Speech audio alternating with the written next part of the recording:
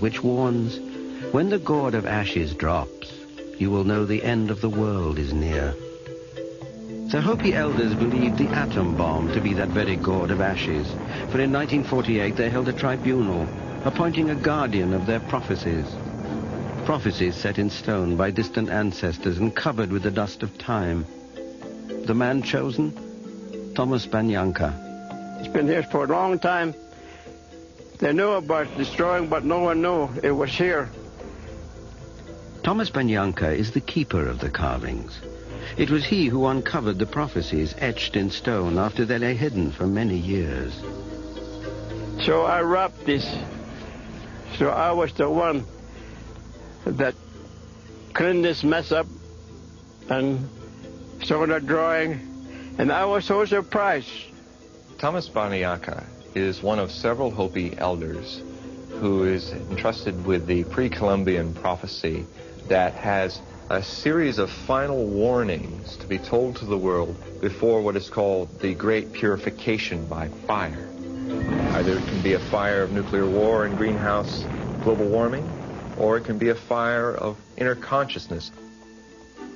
In the Four Corners region of Arizona, the ancient Hopi prophecy rock looms, chronicling the destiny of mankind in Hopi hieroglyphics, leading towards what some fear is inevitable extinction. This figure represents the Great Spirit or guardian of this land that we came on this earth, what we call now the Mother Earth. In the first figure carved by the Hopi ancients, the Great Spirit or Creator meets man. The Creator then gave man the sacred circle, a promised life of peace and plenty if, and only if, man would follow the spiritual path. While the brown man waited, the white man traveled the earth on a mission to spread the spiritual circle and return with knowledge. He was supposed to bring this, but instead he brought a symbol of a cross, they said. It's on here, cross. Breaking away from the Native American people, the white man now traveled the path of materialism and invention, as shown by these three figures on the Rock of Prophecy. I always say that first figure represents first invention, like wagon, pulled by animals. And later the second one representing advancements in inventions. He brought automobiles that run by itself.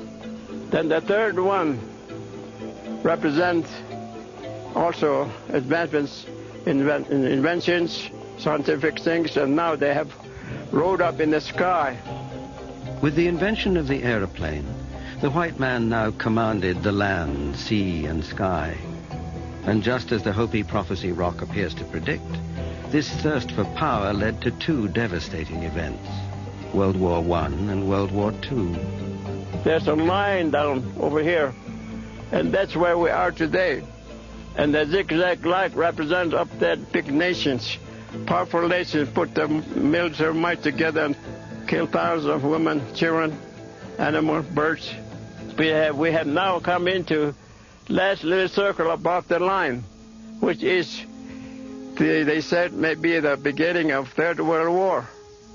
And so, as the Hopi prophecy goes, we find ourselves at the crossroads with the fate of the entire race of man hanging on one all-important question. Do we return to the sacred circle and a life of harmony and abundance? Or do we take the jagged road, leading us further and further from the spiritual path? If that happens, according to Hopi prophecy, the purification by fire will immediately commence. These chilling words place us precariously close to the edge. Will civilization end in a holocaust of flame? They're not going to save the world. They're not going to bring peace and justice. They're going to destroy the world. That's what old people say. So it'll just end with gold full of ashes. The whole world, all living things will be destroyed. There'll be nothing left on this earth. Everything will burn up. Logic, reason, just plain common sense all argue that seeing into the future is impossible.